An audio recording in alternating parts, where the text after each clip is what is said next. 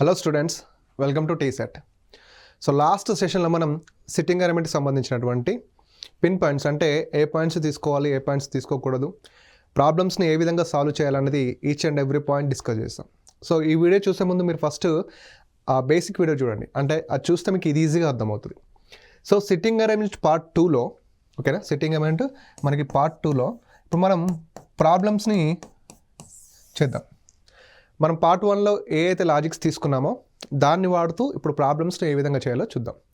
So the first question, ABCDEF మరియు జీలు ఒకసారి వరుసలో ఉత్తరానికి చూస్తూ కూర్చున్నారు, ఓకేనా, కానీ వారు తప్పకుండా ఒకే ఆర్డర్లో కూర్చోలేరు. F మరియు Cల మధ్య కేవలం ఒక వ్యక్తి కూర్చున్నాడు. E, A మరియు Dల మధ్య కూర్చున్నాడు. E మరియు Gల మధ్య కేవలం ఇద్దరు వ్యక్తులు కూర్చున్నారు. F, A యొక్క ఇమిడియట్ ఎడమ వైపున కూర్చున్నాడు మరియు ఏ వరుసలో మధ్యస్థానంలో కూర్చున్నాడు. సో ఇక్కడ వరుసలో అంటే ఒక లీనియర్లో కూర్చున్నారు. ఎంతమంది మనకి ఖచ్చితంగా మనం ఎప్పుడైనా ఫస్ట్ గుర్తుపెట్టుకోవాల్సింది ఏంటంటే ప్రాబ్లమ్ సాల్వ్ చేసేటప్పుడు ఎంతమంది ఉన్నారో కౌంట్ చేయాలి ఖచ్చితంగా. ఓకే, ఫస్ట్ పాయింట్ 1 2 3 4 5 6 7, ఓకేనా, ఒక 7 మెంబర్స్ ఉన్నారు. 7 మెంబర్స్ అంటే చూస్తే so 2 3 4 5 6 and 7, these are all people facing north. వీళ్ళంతా కూడా ఉత్తరం వైపు చూస్తున్నారంట, ఓకేనా, ఉత్తరం వైపు చూస్తున్నారు. ఫస్ట్ లీనియర్ అరేంజ్మెంట్లో మరి ఇలాంటి పాయింట్స్ తీసుకోవాలి. నేను చెప్పినా కదా, ఇప్పుడు ఇక్కడ 7 మెంబర్స్ ఉన్నారు. 7 మెంబర్స్ ఉన్నప్పుడు మనకి పాయింట్స్ గమనిస్తే, ఒకసారి లాస్ట్ పాయింట్ మీరు గమనిస్తే, ఏ వరుసలో మధ్యస్థానంలో కూర్చున్నాడు, అంటే ఏ అనే వ్యక్తి వరుసలో మధ్యలో కూర్చున్నాడంట. ఈ పాయింట్ మనం ఎగ్జాక్ట్గా తీసుకోవచ్చు కదా, డైరెక్ట్ చేయొచ్చు. ఏం చేయాలి, సింపుల్గా వరుసలో మధ్యలో కూర్చున్నాడంటే ఓకే ఇక్కడ కూర్చోబెట్టండి అని, సింపుల్ అయిపోయింది, ఓకేనా. ఇలా కూర్చోబెట్టాక మనం ఏం చేయాలంటే ఎప్పుడైనా గుర్తుపెట్టుకోండి, ఇక్కడ ఎవరినైతే కూర్చోబెడతామో వాళ్ళకి అనుసంధానంగా ఇంకేమైనా పాయింట్స్ ఉన్నాయా, అంటే వాళ్ళని ఇన్వాల్వ్ చేస్తూ ఇంకేమైనా పాయింట్స్ తీసుకున్నాడా చూడాలి. ఏని ఇక్కడ కూర్చోబెట్టినాం కదా, ఏకి రిలేటెడ్గా ఏమైనా పాయింట్స్ ఉన్నాయో చూద్దాం. చూస్తే ఇక్కడ చూడండి, F, A యొక్క ఇమిడియట్ ఎడమ వైపున కూర్చున్నాడు, అంటే F అనే వ్యక్తి ఏకి వెంటనే ఎడమ వైపున కూర్చున్నాడు, ఓకేనా. ఏ ఉన్నాడు, A facing north, this is the right, this is the left. So ఇక్కడ ఎడమ వైపు అంటే ఇమిడియట్ ఇదే కదా, ఇది సింపుల్. నెక్స్ట్ ఇంకేమన్నా Fకి ఏకి సంబంధించిన పాయింట్స్ ఉన్నాయో చూద్దాం. చూడండి, ఇక్కడ F మరియు Cల మధ్య కేవలం ఒక వ్యక్తి కూర్చున్నాడు, అంటే F మరియు Cల మధ్య కేవలం ఒక వ్యక్తి అంటే F ఒక వ్యక్తి, C పాజిబిలిటీ ఉంది, F ఒక వ్యక్తి, C పాజిబిలిటీ ఉంది. సో కొంచెం ఆగుదాం, నెక్స్ట్ చూద్దాం. ఇంకా E, A మరియు Dల మధ్య కూర్చున్నాడు, అంటే ఈ అనే వ్యక్తి ఎవరెవరి మధ్యలో కూర్చున్నారు, A మరియు Dల మధ్య కూర్చున్నాడంట. చూడండి, ఇక్కడ ఏ ఉన్నారు, ఇక్కడ ఈని పెడితే డీని పెట్టొచ్చా, ఇక్కడ డీని పెడితే ఈ పెట్టొచ్చా, పెట్టరాదు. ఏ ఇక్కడ ఉంటే డి ఇక్కడ ఉంటే మధ్యలో ఈ ఉండొచ్చు కదా, ఎస్. సో ఇక్కడ డీని పెట్టినాం అనుకో, ఇక్కడ ఈ ఉంటాడు, వీడు F కదా, ఓకే రైట్. ఇప్పుడు ఇక్కడ చూడండి, F మరియు Cల మధ్య కేవలం ఒక వ్యక్తి కూర్చున్నారు, అంటే ఇప్పుడు చూడండి F ఉన్నాడు ఒక వ్యక్తి, Cని పెట్టలేం, F ఉన్నాడు ఒక వ్యక్తి, C, సింపుల్ అయిపోయింది కదా, ఓకే. నెక్స్ట్ ఇంకా మనం మిస్ అయిన పాయింట్ ఏంటి, E మరియు Gల మధ్య కేవలం ఇద్దరు వ్యక్తులు కూర్చున్నారు. E మరియు Gల మధ్య కేవలం ఇద్దరు వ్యక్తులు. చూడండి, E 1 పర్సన్ 2 పర్సన్, జీని పెట్టొచ్చా, పెట్టరాదు. E 1 పర్సన్ 2 పర్సన్, జీని పెట్టొచ్చా, పెట్టొచ్చు. ఇక మిగిలిన వాళ్ళు ఎవరు, A B ఒక్కరు మిస్ అయ్యారు కాబట్టి B ఇక్కడ కూర్చుంటాడు, ఓకేనా. B గురించి ఏం చెప్పకపోయినా మనం అక్కడ పే చేసేసాం. సో సింపుల్గా చూడండి, ఈ క్వశ్చన్ మనం ఏ విధంగా చేసినాం, ఫస్ట్ మిడిల్లో కూర్చొని పెట్టినాం, వీనికి రిలేటెడ్గా పాయింట్స్ తీస్తూ చేసినాం. ఈ విధంగా వేస్తే ఈజీ అయిపోతుంది. సో క్వశ్చన్స్ ఒకసారి గమనిస్తే, ఎవరు వరుసలో ఎడమవైపు చివరన కూర్చున్నారు, వరుసలో ఎడమవైపు చివరన ఎవరు కూర్చున్నారు, C. So C.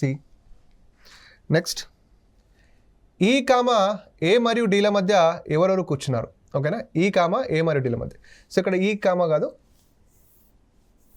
A మరియు Dల మధ్య, ఓకే. A మరియు Dల మధ్య ఎవరెవరు కూర్చున్నారు, A మరియు Dల మధ్య, A మరియు Dల మధ్య ఎవరు కూర్చున్నారు, E, ఓకేనా. A మరియు Dల మధ్య E ఎక్కడ ఉంది, A మరియు Dల మధ్య E, లేదు. సో ఏ మరియు డీల మధ్య కాకపోతే మరి ఈ మరియు ఏల మధ్య అడిగాడా, చూద్దాం. ఈ మరియు ఏల మధ్య, ఈ మరియు ఏల మధ్య కూడా కాదు. సో ఇక్కడ ది క్వశ్చన్ ఇట్లా తీసుకుంటాను. ఏ మరియు డీల మధ్య ఎవరు కూర్చున్నారంటే ఏ మరియు డీల మధ్య ఈ కూర్చున్నాడు కాబట్టి సో ఇక్కడ ఈ. ఓకేనా, రైట్. నెక్స్ట్ ఎఫ్ మరియు సిల మధ్య ఎంతమంది వ్యక్తులు ఉన్నారు? ఎఫ్ మరియు సిల మధ్య ఎంతమంది వ్యక్తులు ఉన్నారు చూద్దాం. ఎఫ్ సి, ఎఫ్ మరియు సిల మధ్య ఎంతమంది వ్యక్తులు ఉన్నారు? ఒక్కరే ఉన్నారు, కేవలం ఒక్కరు. ఎఫ్ మరియు సిల మధ్య కేవలం ఒక్కరు మాత్రమే ఉన్నారు. ఓకే. నెక్స్ట్ ఏ యొక్క పొరుగువారు ఎవరు కూర్చున్నారు? ఏకి పొరుగువారిగా అంటే పక్కనే కూర్చున్న వారు ఎవరు? ఓకేనా, ఏకి ఇద్దరు కూర్చుంటారు అనుకుంటా, బట్ ఇక్కడ చూద్దాం. ఏకి ఎఫ్ అండ్ ఈ కూర్చున్నారు. ఏకి ఎఫ్ అండ్ ఈ, ఎఫ్ అండ్ ఈ.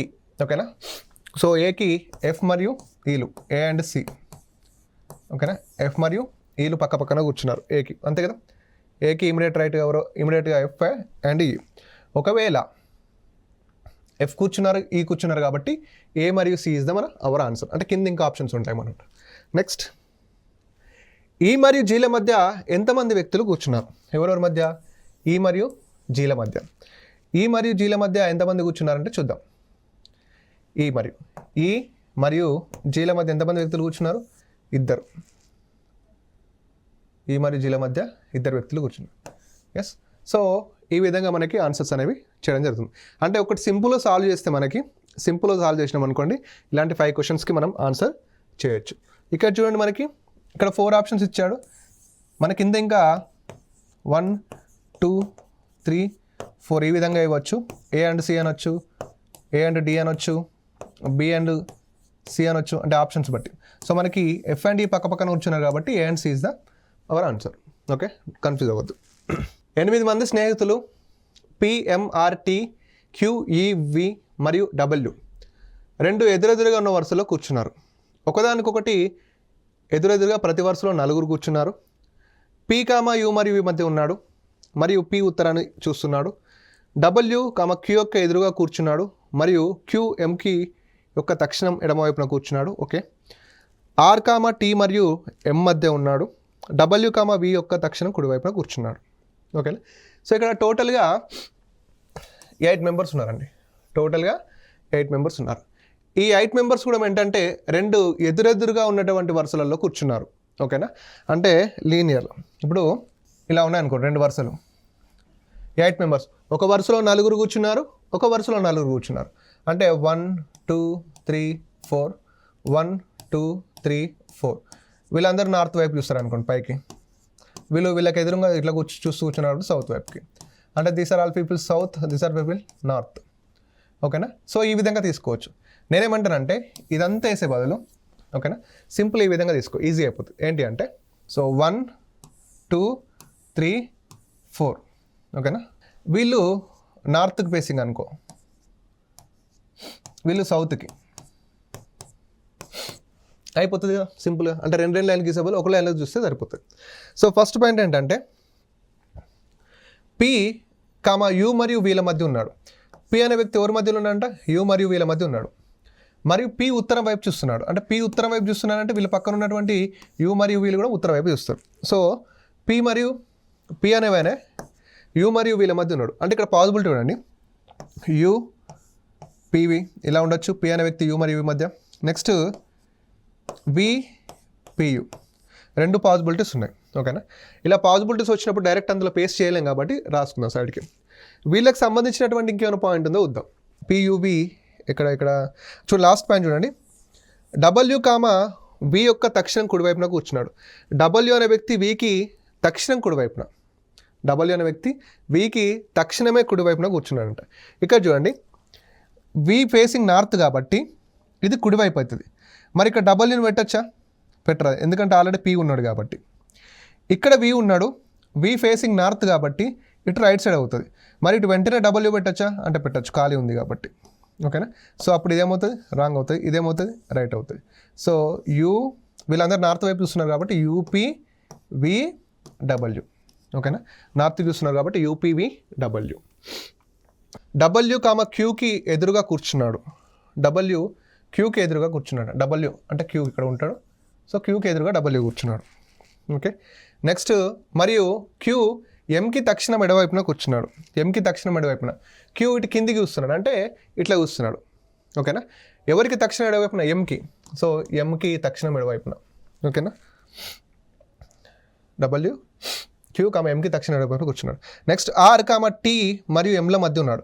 ఈ ఆర్ అనే వ్యక్తి ఎవరి మధ్య ఉన్నాడు? టీ మరియు ఎంల మధ్య. ఆర్ అనే వ్యక్తి టీ మరియు ఎం. చూడండి, ఆర్ ఇక్కడ పెట్టినాం అనుకోండి, టీ ఇక్కడ ఉంటారు. ఆర్ అనే వ్యక్తి టీ మరియు ఎంల మధ్య కూర్చున్నాడు. అంటే సమ్ టైమ్స్ ఒకే లైన్ కాకుండా రెండు ఆపోజిట్ లైన్స్ ఇచ్చి కూడా అడగవచ్చు ఈ విధంగా. ఓకేనా, ఇప్పుడు క్వశ్చన్స్ చూస్తే పి ఎవరితో ప్రత్యక్షంగా ఎదురుగా కూర్చున్నాడు అంటే పీకి ఆపోజిట్గా ఎవరున్నారు? ఆర్. పీకి ఆపోజిట్గా ఆర్ ఉన్నారు. సో ఆర్ ఇక్కడ ఆర్ పెట్టుకోండి. సో పీకి ఆర్. ఓకే, నెక్స్ట్ టీ మరియు ఎంల మధ్య ఎవరు కూర్చున్నారు? టీ మరియు ఎం. టీ మరియు ఎంల మధ్య ఎవరు కూర్చున్నారు? ఆల్రెడీ ఆర్ కాబట్టి ఆర్. నెక్స్ట్ ఆర్ ఎవరితో ప్రత్యక్షంగా ఎదురుగా కూర్చున్నాడు? ఆర్కి ఆపోజిట్లో ఎవరు? ఆర్కి ఆపోజిట్లో పి. సో ఆర్కి ఆపోజిట్లో పి. సో ఇక్కడ క్యూ ఉంది. సో పి పెట్టుకోండి. Okay, no. నెక్స్ట్ డబ్ల్యూ యొక్క పొరుగువారు ఎవరు? డబ్ల్యూకి పొరుగువారు అంటే బి. సో డబ్ల్యూకి పొరుగువారు అంటే బి. ఎక్కడున్నారు? బి మరియు ఎం కాదు, ఓన్లీ బి. ఓకేనా, ఓన్లీ బి. డబ్ల్యూకి యొక్క పొరుగువారు. ఓకే, నెక్స్ట్ క్యూకి ఎవరితో సమీపంగా కూర్చున్నారు? క్యూ ఎవరితో సమీపంగా కూర్చున్నారు? క్యూ ఎంకి. ఎంకి తక్షణం ఉన్నాడు కాబట్టి ఇక్కడ M is the right answer. Okay, so this is the linear అంటే టూ ఫేసెస్ ఆపోజిట్గా ఉన్నప్పుడు ఈ విధంగా ఉంటాయి. నెక్స్ట్ ఇంకొకటి, మీరు సింపుల్గా సిట్టింగ్ అరేంజ్మెంట్లో ఇది మనం చేసింది కరెక్టా కాదా అని తెలియాలంటే, ఓకేనా, సిట్టింగ్ అరేంజ్మెంట్లో ఇది చేసింది కరెక్టా కాదా తెలియాలంటే వాడిచ్చిన ఈ స్టేట్మెంట్కి ఇది కంప్లీట్గా మ్యాచ్ అవుతుందా లేదా చూసుకుంటే సరిపోతుంది. ఫర్ ఎగ్జాంపుల్ ఫస్ట్ పాయింట్ చూద్దాం. ఏమన్నాడు?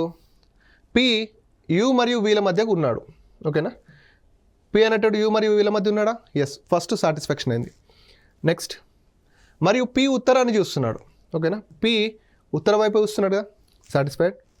నెక్స్ట్ డబ్ల్యూ క్యూ యొక్క ఎదురుగా కూర్చున్నాడు. డబ్ల్యూ క్యూ యొక్క ఎదురు కూర్చున్నాడు. డబ్ల్యూ క్యూకి ఎదురుగా కూర్చున్నాడు కదా, దెన్ మరియు క్యూ కామ ఎంకి తక్షణ ఎడవైపున కూర్చున్నారు. ఎంకి తక్షణం ఎడవైపున చూడండి, ఎంకి తక్షణ ఎడవైపున క్యూ కూర్చున్నారు, satisfied. Next R comma T మరియు ఎంల మధ్య ఉన్నాడు. ఆర్ అనే వ్యక్తి టీ మరియు ఎంల మధ్య ఉన్నాడు. ఆర్ అనే వ్యక్తి టీ మరియు ఎంల మధ్య ఉన్నాడు కదా, సాటిస్ఫైడ్. నెక్స్ట్ డబ్ల్యూ కామ వి యొక్క తక్షణం కుడివైపున కూర్చున్నాడు. డబ్ల్యూ వికి తక్షణం కుడివైపున కూర్చున్నాడు కదా, ఎస్. అంటే మనకు వచ్చినటువంటి సర్క్యులర్ కావచ్చు, లీనియర్ కావచ్చు, వాట్ ఎవర్ ఇట్ మేబీ, అది కరెక్టా కాదా తెలియాలంటే వాడు ఇచ్చినటువంటి స్టేట్మెంట్కి అది సరిపోతుందా లేదా చూస్తే సరిపోతుంది. Okay, next see the questions. Next question చూద్దాం. సో ABCDEF మరియు GHలు ఒక వృత్తంలో కూర్చున్నారు, కేంద్ర వైపు చూస్తున్నారు. ఓకే, లోపల వైపు చూస్తున్నారంట. ఎంతమంది? 8 మెంబర్స్. ఓకే, H కామ B యొక్క ఎడమ వైపున 4వ స్థానంలో కూర్చున్నాడు. ఓకేనా, మరియు Fకి కుడి వైపున 2వ స్థానంలో కూర్చున్నాడు. ఇక జాగ్రత్త గమనించండి, ఈ H అనే వ్యక్తి Bకి ఎడమ వైపున 4వ స్థానంలో కూర్చున్నాడు. ఓకేనా, H అనే వ్యక్తి Bకి ఎడమ వైపున 4వ స్థానంలో కూర్చున్నాడు మరియు Fకి కుడి వైపున 2వ స్థానంలో కూర్చున్నాడు. ఓకేనా, అంటే ఈ H అనే వ్యక్తి Fకి కుడి వైపున 2వ స్థానంలో కూర్చుంటాడు మరియు Bకి ఎడమ వైపున 4వ స్థానంలో కూర్చుంటాడు. ఇలాంటి పాయింట్తో మనం సిట్టింగ్ అనేది స్టార్ట్ చేయొచ్చు అంటే ఎస్, ఆబ్వియస్లీ చేయొచ్చు. ఎందుకంటే ముగ్గురు వ్యక్తులు కూర్చుంటారు, మనకి సగం ప్రాబ్లం సాల్వ్ అవుతాయి ఇక్కడ. ఓకేనా, బట్ ఎలా తీసుకోవాలన్నది ఇంపార్టెంట్. మీకు ఆల్రెడీ చెప్పాను నేను, సర్క్యులర్లో this is the starting point, right? ఇది స్టార్టింగ్ పాయింట్, ఇక్కడ నుంచి మరి తీసుకోవాలి. మరి ఎట్లా తీసుకుందాం సార్? ఇంకొకటి మీరు అన్నారు కదా, అంటే 8 మెంబర్స్ ఉన్నప్పుడు 4వ స్థానం 4th పొజిషన్, రైట్ కానీ లెఫ్ట్ కానీ అయితే ఏంటి? ఆపోజిట్ అని చెప్పినా కదా ఫస్ట్ స్టార్టింగ్ క్లాస్లో. అంటే 8 మంది వ్యక్తులు ఉన్నప్పుడు 4వ స్థానం అనేది ఎడమ వైపు అడిగినా కుడి వైపు అడిగినా ఇట్ మీన్స్ ఏంటంటే ఆపోజిట్ అని. ఓకేనా, సో B యొక్క ఎడమ వైపున 4వ స్థానంలో కూర్చున్నాడు మరియు Fకి కుడి వైపున 2వ స్థానంలో కూర్చున్నాడు. ఫస్ట్ ఏం చేద్దామంటే ఈ Fని తీసుకుందాం. ఓకేనా, Fకి యొక్క కుడి వైపున 2వ స్థానంలో ఎవరు కూర్చుంటారు? హెచ్చే కదా, ఎస్. చూడండి ఇట్లా Fకి 1 2 కుడి వైపున 2వ స్థానంలో ఎవరు కూర్చుంటారు? హెచ్. అయిపోయింది కదా. ఇప్పుడు సింపుల్గా హెచ్కి ఆపోజిట్లో ఎవరు ఉండాలి? బి ఉండాలి. ఎందుకు? ఎడమ వైపున 4వ స్థానం అన్నాడు కాబట్టి. సో హెచ్కి ఆపోజిట్లో బి, హెచ్కి ఆపోజిట్లో బి, సింపుల్ అయిపోయింది. చూడండి ఒకటే పాయింట్తో ముగ్గురిని కూర్చోబెట్టినాం. నెక్స్ట్ ఏ అనే వ్యక్తి సికి ఎడమవైపున 3వ స్థానంలో కూర్చోవాలి. అంటే ఇక్కడ చాలా ప్లేసెస్ ఖాళీ ఉన్నాయి, బట్ సి ఉండడానికి ఇట్లా ఎడమవైపున 3వ స్థానంలో ఎవరు కూర్చోవాలి? ఏ కూర్చోవాలి, అంతే కదా. ఎస్. నెక్స్ట్ మరియు సి ఎఫ్కి పొరుగువాడు కాదు. సి అనే వ్యక్తి ఎఫ్కి పొరుగువాడు కాదంట, అంటే ఇమీడియట్ నైబర్ కాదు. అంటే సి ఇక్కడ కూర్చోవద్దు, సి ఇక్కడ కూర్చోవద్దు, అంతే కదా. రైట్. ఇప్పుడు సిట్టింగ్ అరేంజ్మెంట్లో మీరు ఇంకోటి బాగా జాగ్రత్తగా గమనించండి. ఒక వ్యక్తి ఒక దగ్గర కూర్చోడు అంటే, ఓకే, ఒక వ్యక్తి ఒక దగ్గర కూర్చోడు అంటే మరి ఎక్కడ కూర్చుంటాడు? ఫస్ట్ పాయింట్, ఓకేనా. ఇప్పుడు సి అనే వ్యక్తి ఇక్కడ కూర్చోడు, సి అనే వ్యక్తి ఇక్కడ కూర్చోడు అంటే ఇంకా కూర్చునే ప్లేసెస్ ఎన్ని ఉన్నాయి అది చూడాలి. 1, 2, 3 ఈ 3 ప్లేసులలో సి కూర్చోవచ్చు, ఓకేనా. ఈ 3 ప్లేసులలో మరి ఈ 3 ప్లేసులలో సిని కూర్చోబెట్టాలంటే, అంటే ఈ 2 ప్లేసులో కూర్చోబెట్టలేం, ఈ 3 ప్లేసులలో సిని కూర్చోబెట్టచ్చు. మరి సిని ఎలా కూర్చోబెట్టాలి అంటే సి ఎక్కడైతే కూర్చుంటాడో అతనికి ఎడమవైపున 3వ స్థానంలో ఏ కూర్చోవాలి, ఓకే. ఆ పాయింట్ ఫస్ట్ పాయింట్ ఏంటంటే సి 2వ పొజిషన్లో కూర్చోడు, ఉన్నవే 3, ఏ పొజిషన్లో కూర్చోబెట్టినా అతనికి ఎడమవైపున 3వ స్థానంలో ఏ కూర్చోవాలి, అంతే కదా. జస్ట్ ఇమాజిన్ సి ఇక్కడ ఉన్నాడు అనుకో, సి ఇక్కడ ఉంటే లోపల వైపు చూస్తున్నాడు కాబట్టి ఇది ఎడమ వైపు అవుతుంది, అంటే ఇట్లా అవుతుంది అనమాట. ఇలా సి ఇట్లా చూస్తాడు, this is the left side అవుతుంది, ఓకే. ఇప్పుడు సిని ఇలా కూర్చోబెడితే ఎడమ వైపున 3వ స్థానం అంటే 1, 2, 3 ఖాళీ ఉందా? లేదు. సిని ఇక్కడ కూర్చోబెట్టాం అనుకో, ఎడమవైపు అంటే ఇటే కదా, సిని ఇక్కడ కూర్చోబెడితే ఎడమవైపు 1, 2, 3 ఖాళీ ఉందా? ఇక్కడ ఏం కూర్చోబెట్టచ్చు. ఇక్కడ సి కూర్చోవద్దు కానీ ఎవడైనా కూర్చోవచ్చు. నెక్స్ట్ సిని ఇక్కడ కూర్చోబెట్టినాం అనుకో, 1, 2, 3 ఎడమవైపున ఖాళీ ఉందా? లేదు. అంటే సి కూర్చునే 3 ప్లేసెస్ ఉన్నాయి, పాసిబిలిటీ ప్లేసెస్.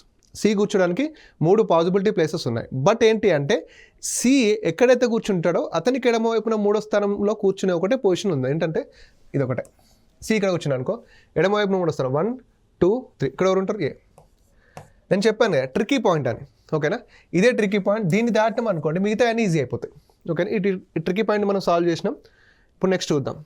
జీ కామ ఏకి ఎడమవైపున 2వ స్థానంలో కూర్చుంటాడు. ఏ ఇక్కడ ఉన్నాడు, ఏ ఫేసింగ్ ఇన్సైడ్ కాబట్టి ఎడమవైపు అంటే ఇద్దరు ఇక్కడ ఉంటారు, జీ ఉంటారు, ఓకేనా. డి కామ ఈ యొక్క కుడివైపున 2వ స్థానంలో ఉంటారు. డి అనేవాడు ఈకి కుడివైపున 2వ స్థానంలో ఉంటాడు. ఎవరికి? ఈకి కుడివైపున 2వ స్థానం.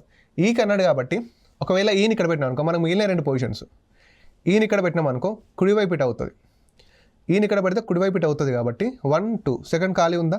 లేదు. ఒకవేళ ఈని ఇక్కడ పెట్టినాం అనుకో కుడివైపు ఇటు అవుతుంది, ఓకేనా. సో రైట్ సైడ్ ఇటు అవుతుంది కాబట్టి 2వ స్థానం ఏంటి? 1, 2 ఖాళీ ఉందా? ఎస్ ఉంది, ఓకేనా. రైట్.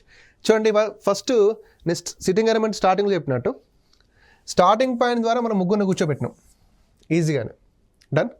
నెక్స్ట్ ఇక్కడ ఒక ట్రిక్కీ పాయింట్ వచ్చింది, ఓకేనా. దాన్ని మనం ఒక నెగిటివ్ పాయింట్తో బీట్ చేసినాం. నేను అలా చెప్పిన నెగిటివ్ పాయింట్ ఎప్పుడు స్టార్టింగ్ పాయింట్ తీసుకోవద్దు, వాటిని మనం ఎలిమినేషన్ మెథడ్లో తీసుకుంటే ఈజీ అవుతుందని. ఒక నెగిటివ్ పాయింట్ని ట్రిక్కీ పాయింట్కి అటాచ్ చేసినాం అనుకోండి ఈజీ అయిపోతుంది, ఓకేనా. రైట్. ఇక ఫైనల్గా లాస్ట్ 2 అనేవి వెరీ ఈజీగా వచ్చేసాయి. సో క్వశ్చన్ చూస్తే హెచ్ ఎవరితో ప్రత్యక్షంగా ఎదురుగా కూర్చున్నాడు? హెచ్కి ఆపోజిట్లో ఎవరు ఉన్నారు? హెచ్కి ఆపోజిట్లో ఎవరు? బి, ఓకేనా. హెచ్కి ఆపోజిట్లో బి. సో బి ఎక్కడ ఉందంటే ఎస్ బి. నెక్స్ట్ సి యొక్క పొరుగువారు ఎవరు? సి యొక్క పొరుగువారు. సికి పొరుగువారు ఎవరు? డి అండ్ ఈ ఉన్నారు, ఓకేనా. సికి పొరుగువారు డి అండ్ ఈ. సో డి అండ్ ఈ ఎక్కడ ఉంది? సికి పొరుగువారు. సో డి ఇక్కడ డి పెట్టుకోండి, డి అండ్ ఈ. నెక్స్ట్ ఏ కామ సి యొక్క ఎడమవైపున కూర్చున్నది ఎవరు? ఏ సికి ఎడమవైపున, ఏ కామ సికి ఎడమవైపున కూర్చున్నది ఎవరు? ఓకేనా. సికి ఎడమవైపున కూర్చున్నది. సో సికి ఎడమవైపున కూర్చున్నది ఎవరు?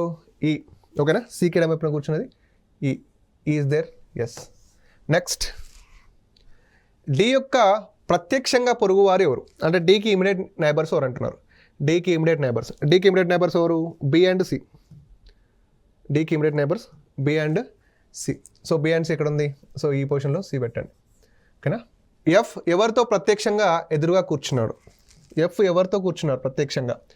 ఎఫ్ ప్రత్యక్షంగా ఎవరితో కూర్చున్నాడు ఎదురుగా? సి, ఓకేనా. ఎఫ్ ప్రత్యక్షంగా సితో కూర్చున్నాడు. సో ఇక్కడ థర్డ్ ఆప్షన్ ఏంటి? C, okay. Next LMN OPQR ఒక వృత్తాకారంలో కూర్చున్నారు, కేంద్రం వైపు చూస్తున్నారు. ఎంతమంది ఉన్నారు టోటల్గా? 1 2 3 4 5 6 7, ఓన్లీ 7. ఇప్పుడు దాకా 8 మెంబర్స్ చేసినాం, ఇప్పుడు 7 మెంబర్స్. సో టోటల్గా 5 questions, right? So let's see. So టోటల్గా 7 మెంబర్స్ కాబట్టి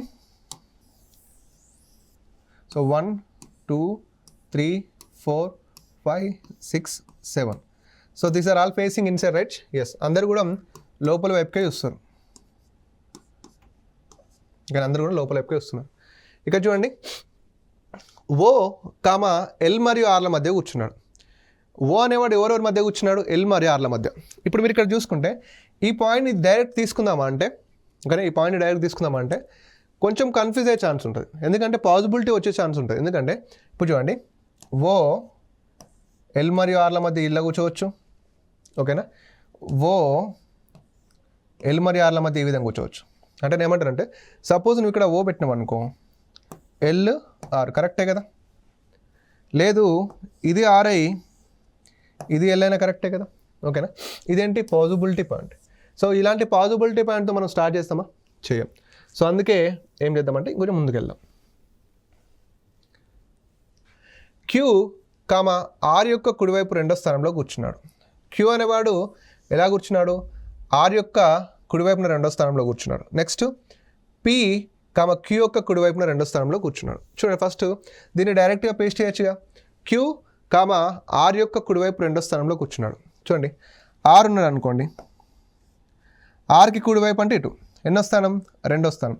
1 2, ఇక్కడ ఎవరు ఉంటారు? Q ఉంటారు. ఓకే, నెక్స్ట్ P, Q యొక్క కుడివైపున రెండో స్థానంలో కూర్చున్నారు. ఎవరికి? Qకి కుడివైపున రెండో స్థానంలో ఎవరు కూర్చున్నారు? P, Q ఉన్నారు. Qకి కుడివైపున రెండో స్థానంలో P, అంటే 1 2, ఇక్కడ ఎవరు ఉంటారు? P ఉంటారు. ఓకే, నెక్స్ట్ N మరియు R యొక్క పొరుగువారు కాదు. ఓకేనా? సో ఇది నెగిటివ్ పాయింట్. ఇంకా మనం మిస్ చేసిన ఏంటి? ఈ రెండు చేసేసినాం. సో O మరియు L మరియు O, L మరియు Rల మధ్య కూర్చుంటారు అన్నాడు. ఇక్కడ R ఉన్నాడండి.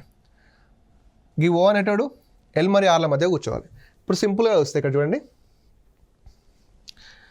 R O L పెట్టొచ్చా? పెట్టరాదు. సో R ఇక్కడ Oని పెట్టినాం అనుకో, ఇక్కడ L కూర్చుంటాడు. అప్పుడు ఈ O అనే వ్యక్తి L మరియు Rల మధ్య కూర్చున్నట్టే కదా? O అనే వ్యక్తి L మరియు Rల మధ్య కూర్చున్నట్టే. సింపుల్. ఇక మనం మిస్ అయిన పాయింట్ ఏంటి? N R యొక్క పొరుగువారు కాదు. N R యొక్క పొరుగువారు కాదు. సో Rకి ఇమీడియట్గా N కూర్చోవద్దు. చూడండి, N కూర్చున్న ప్లేసెస్ రెండే ఉన్నాయి. ఓకే, N కూర్చున్న ప్లేసెస్ రెండే ఉన్నాయి. N ఇక్కడ కూర్చోవద్దు, ఎందుకంటే Rకి పొరుగువారు కాదు. సో ఇక్కడ కూర్చోవద్దు అంటే ఇంకా చచ్చినట్టు ఇక్కడ కూర్చుంటాడు. ఓకేనా? సో ఇక్కడ N ఇక్కడ కూర్చోడు. సో N ఇక్కడ కూర్చోడు అంటే N ఇక్కడ కూర్చుంటాడు. ఇంకా మిగిలిన వాళ్ళు ఎవరు? L అయిపోయింది, M ఒకటి మిగిలిన. సో మిగిలిన M ఇది. సో ఇదేంటి మనకు? Only 7 members. సో ఖచ్చితంగా సిట్టింగ్ అరేంజ్మెంట్ చేసినప్పుడు కౌంట్ చేయాలి. 1 2 3 4 5 6 7.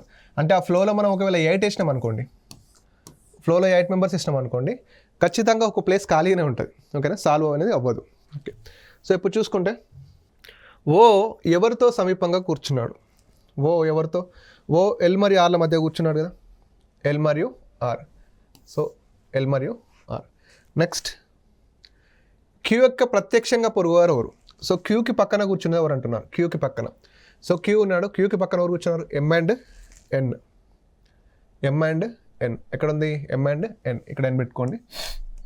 ఓకే, నెక్స్ట్ P ఎవరితో ప్రత్యక్షంగా ఎదురుగా కూర్చున్నారు?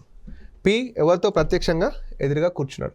సో ఇక్కడ P ఎవరితో ప్రత్యక్షంగా ఎదురుగా కూర్చున్నాడంటే, రైట్, ఇక్కడ ఒక పాయింట్ ఏంటంటే P ఎవరితో ప్రత్యక్షంగా ఎదురుగా కూర్చున్నాడంటే, ఇక్కడ చూడండి ఆప్షన్స్ మనకి ఇచ్చారు, but these are all wrong. Why? Because ఇక్కడ మీకు బాగా గుర్తుండండి, P ఎవరితో ప్రత్యక్షంగా ఎదురుగా కూర్చున్నాడంటే ఆప్షన్స్ అని రాంగ్. ఎందుకంటే ఈ పాయింట్ బాగా గుర్తుపెట్టుకోండి. అంటే ఒకటి రాంగ్ అయినప్పుడు మనం గుర్తుపెట్టుకునే ఈజీగా ఉంటుంది, ఒక తప్పు చేస్తే.